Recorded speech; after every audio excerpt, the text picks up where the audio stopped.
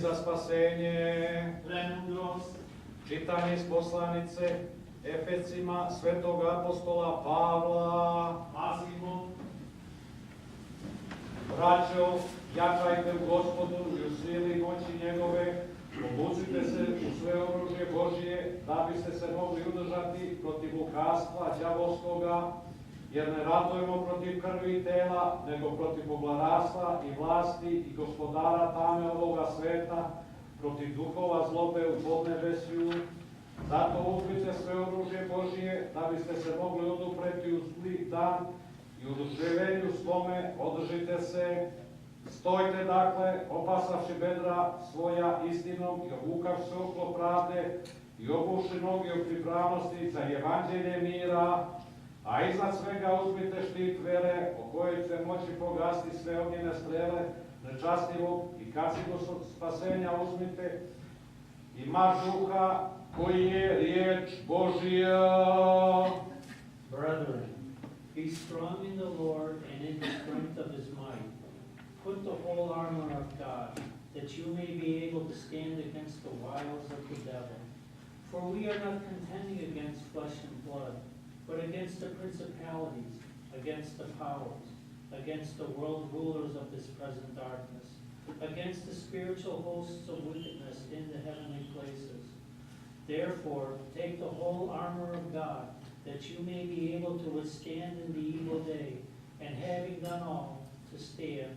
Stand therefore, having girded your loins with truth, and having put on the breastplate of righteousness, and having shod your feet with the equipment of the gospel of peace.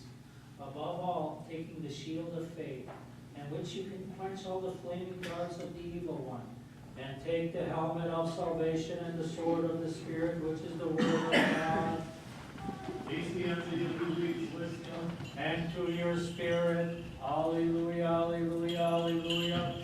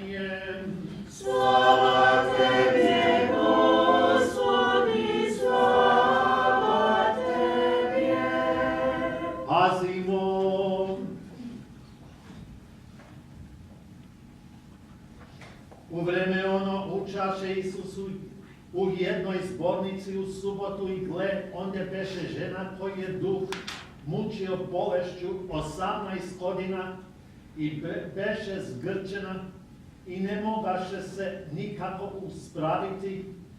A kad je Isus vide, prizva je i reče joj, ženo, izbavljena si od svoje bolesti i stavi na nju ruke.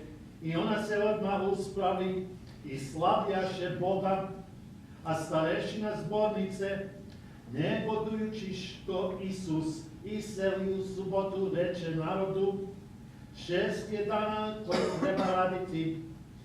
U one dakle dane dolazite te se, lečite, a ne u dan subotni. A Gospod mu odgovori i reče, licemere, ne odrešuje li svaki od vas u subotu tvojega vola ili magarca od jasala i vodi na napoji, a ovu kćer Avramovu koju Satana sveza, evo već 18 godina, nije li trebalo odrešiti iz ove sveze u dan subotni. I kad on ovo reče, postideše se svi koji su mu se protivili, a sav se narod radovaše za sva slavna dela koja je učinio. At that time Jesus was teaching in one of their synagogues on the Sabbath, and behold, there was a woman who for 18 years had a sickness caused by a spirit, and she was bent over and utterly unable to look up. When Jesus saw her, he called her to him and said to her, "Woman, you are delivered from your infirmity." And he laid his hands upon her, and instantly she was made straight and glorified God. But the ruler of the synagogue, indignant that Jesus was curing on the Sabbath, addressed the crowd, saying, "There are 6 days in which one ought to work. On these therefore come and be cured, and not on the Sabbath." But the Lord answered him and said, "Hypocrites, does not each one of you on the Sabbath let go his ox or ass from the manger, and lead it out to the water? And this woman, daughter of Abraham as she is, whom Satan has bound low for 18 years, ought not she too be released from this bond on the Sabbath?" And as he said these things, all his adversaries were put to shame, and the entire crowd rejoiced at all the glorious things that were done by him. Glory to thee, O Lord, glory to thee.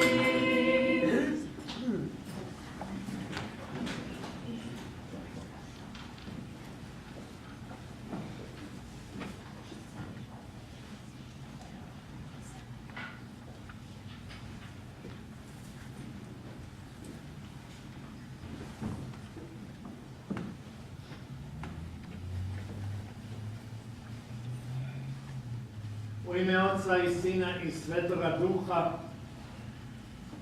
Današnje evanđelje govori o ženi bolesnoj od duha za 18 godina.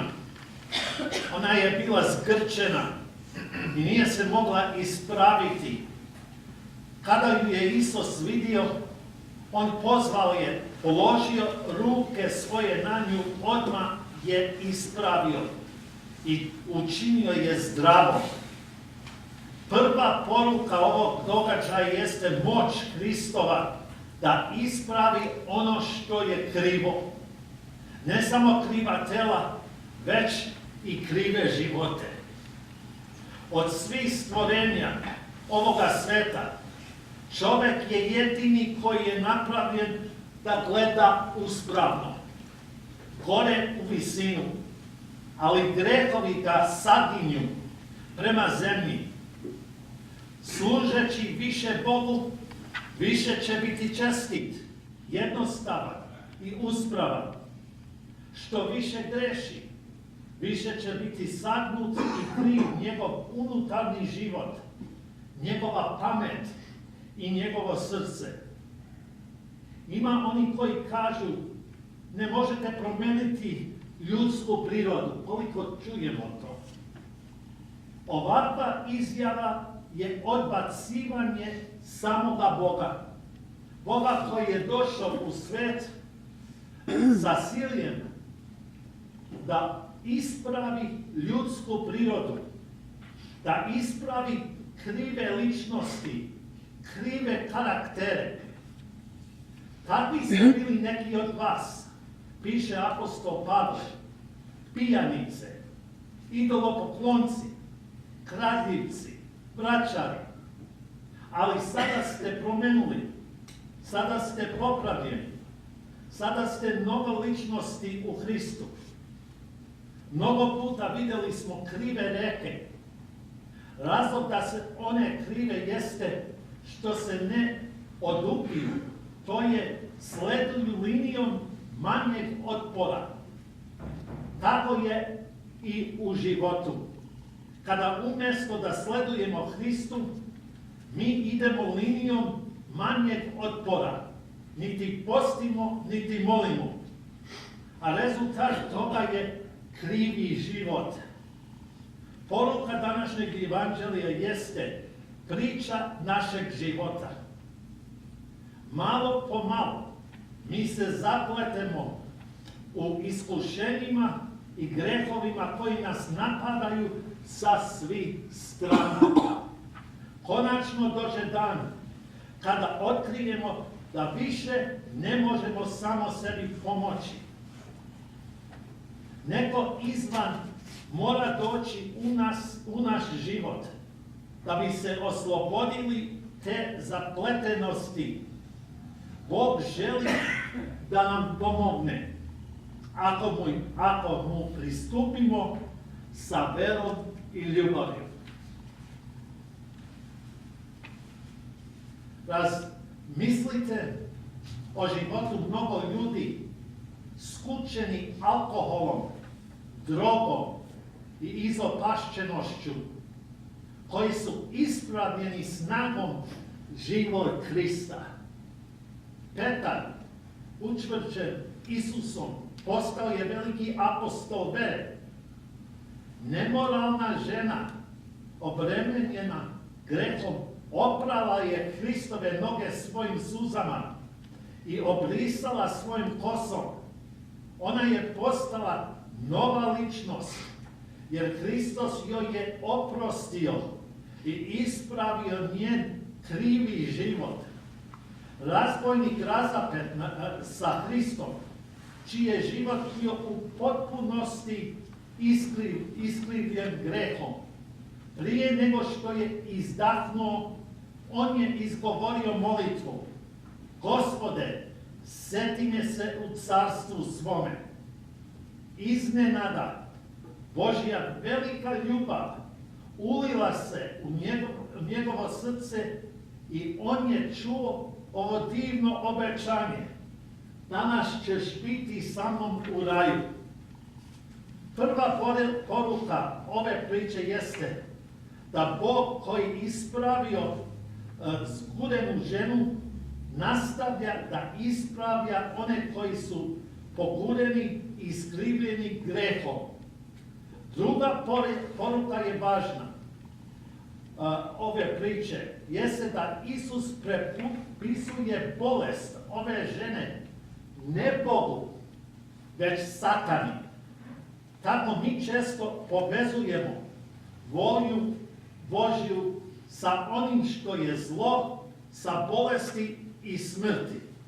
Na primjer, kada je čovjeku umrla žena, on je kazao: ok, ja moram to primiti. To je volja Božja. Ali čovjek je bio sam doktor i borio se mjesec dana za njen život. Da li se on cijelo vrijeme borio protiv volje Božje? Apsolutno ne. Hristos je proveo svoj zemaljski život lečeći bolesne. Nikada ga nismo vidjeli da je prouzrokovao bolest nekome. Smrt nije postala voljom Božjom. On je plakao sa svojim prijateljem Lazarom u Vitaniji. Ako želite kazati neka bude volja tvoja, onda kažite ujutro kada je bolest raka iseljenja. Onda kada je dete rođeno zdravo i dobro su oboje, i dete i majka. Kažite na Božeći na Uskrs. Kažite dok vam srce udara od radosti, izvor čega je srce Božje. To je volja Božja za čoveka. Ne groblje, ne bolesti i bede, nego zdravlje, radost i puna životna snaga. Bože, pomozi nam da se približimo tebi sa našim zgrčenim životom, da bi ga ti ispravio, kao što si ispravio ženu današnjem evanđelju. Znamo da niti pobudeno telo, niti iskrivljena duša nisu tvoja volja, Gospode, već zdravlje i životna punoća. I pomozi nam, dragi Bože, dok prolazimo kroz život, da se odkačimo od greha i ispravi krive stvari sa kojima se susrećemo. Amin.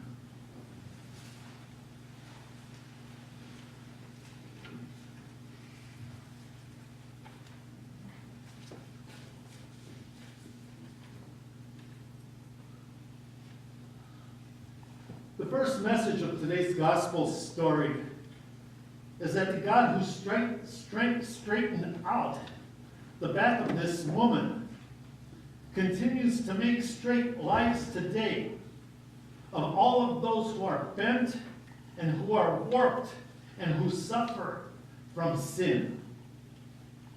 The second message is found in the words with which Jesus described the illness of the woman. This woman is a daughter of Abraham, who Satan bound for 18 years. What do we see here? We see that Jesus attributes this woman's illness not to God, but to Satan. We remember also St. Paul calling his chronic illness a messenger of Satan. So often we people associate the will of God with what is evil, with sickness and death. For example, when a man's wife died, he was a doctor. He said, well, I must accept it. Her death is the will of God. But the man was himself a doctor. For 1 month he was trying to heal this woman. He was fighting for her life, crying, giving of himself, hardly standing on his legs. Was he all the time fighting against the will of God? Of course not. Christ spent his life healing the sick. Never do we see him inflicting illness on anyone. Death did not come into existence because God wanted it. Death, Jesus himself wept before the tomb of Lazarus. Thy will be, if you want to say, thy will be done. Say it on a morning that cancer can be prevented or cured. Say it when your baby was born and the mother and the child are both in good condition. Say it on a bright sunny morning when you are throbbing with life, glorious and joyful. Say it on Christmas Day when we say that Christ is born. Joy has come into the world. Christ has come. God has come to visit his people and to heal the sick and to restore mankind. Say it then. And which is the source and the heart of God. For this is the will of God for man.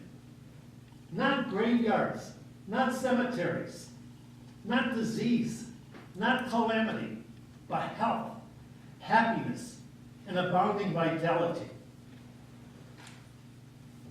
The gospel lesson today tells of a woman who had a spirit of infirmity. For 18 years she was bent over. She couldn't pick her head up. Imagine 18 years spending your life like this. And cannot lift yourself up to see. You have to talk from the ground instead of talking face to face. Such misery and such pain. Jesus came into the world on that Christmas day in Bethlehem. And we sing, joy to the world, the Lord has come, let earth receive her King. He's the King of life. He's the King of our hearts. He's the King of our very existence and being. And it's him who puts his hand on us like that. He put his hand on the woman today, and she straightened up. We live in a world of crooked people, crooked lives, and we're amongst them. And the gospel here today is saying we have a solution for all of the crookedness in this world. He says, it's in him. Come to me. I'll straighten you up. Come to me. I'll help you to see the joy and beauty and glory in the world. Come to me, I'll take you, I'll heal you, I'll restore you, I'll resurrect you. Our life is in the hands of the Lord. It's in Him that joy had come into the world. It's in Him that the joy we experience comes from the heart and soul of our belief in Him as God and Savior, the Lord Jesus Christ. Crooked. That word crooked. Wow. It explains today's society. Oh, look at our Congress. Look at what's happening in the world today. Never was this world as crooked. I'll bet you they said that too in the pagan times. Never was this world as crooked as it is now. Really. For all of us here, this gospel message is a Christmas gospel message because we're coming right before the Nativity. It's saying, straighten up and come to me because you're not going to straighten up without me. You're not going to see the joy of life and be able to live and walk into the kingdom of heaven because this world is for one thing, and that is for us to make the walk to eternity. You know when you go to a cemetery, what do you see? On a cemetery you see the date of birth right here. Someone, let's say for me, okay, 1946, August 30th. Then there's that dash. And then there's the other part of it, died, who knows when I'm going to go. But there'll be a date there anyhow, you know. We'll see when that's going to be. But I'm waiting. That means be prepared. What's the most important thing about that stone? The dash that's in the middle. Because that dash in the middle is to say what happened with your life. Make sure that what happens to our life is renewed, restored, and resurrected. Amen. Amen.